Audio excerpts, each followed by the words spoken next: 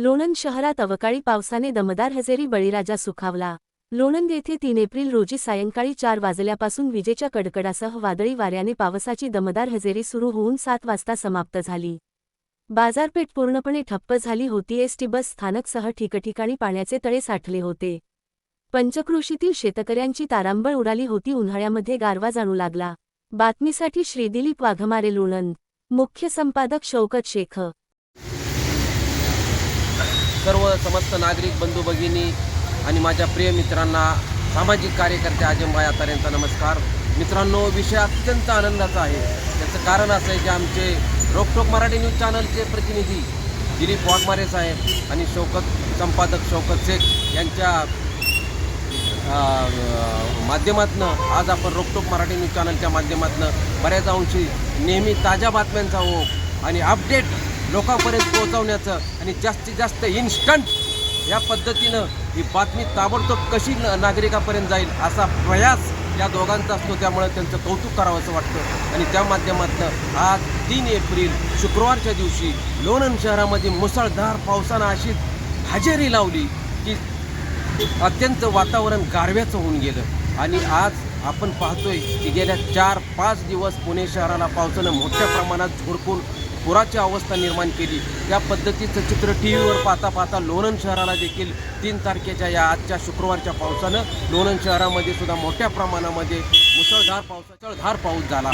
त्याचबरोबर विजांचा कडकडाट आणि एक प्रकारे सुसाट्याचा वारा या सगळ्या प्रमाणामध्ये आज निसर्गाचा एक रौद्र रूप आपल्याला पाहायला मिळालं। आणि विजेच्या कडकडाटानं अंगावर शहारे आले। अक्षरशः मोठ्या वीज गर्जना अशा झाल्या कडकडाटामध्ये की त्या विजेचं रौद्र रूप पाहायला मिळालं आणि अत्यंत कडकडाट बिजलीचा जबरदस्त होता, अंगावर शहारे आणणारा होता। त्याच्यामुळं आज झालेला जो पाऊस आहे त्या उकाड्यामधनं बऱ्याच अंशी एक प्रकारचा आल्हाददायक गारवा निर्माण झाला। आणि त्यामुळं या गारव्यातून आज चांगल्या पद्धतीनं लोकांना उत्तेजक पेय पिण्यासाठी मनामध्ये निर्माण झालेलं एक आकर्षण, कोण हॉट कॉफी प्यायला लागले, कोण हॉट गरम चहा प्यायला लागलेले।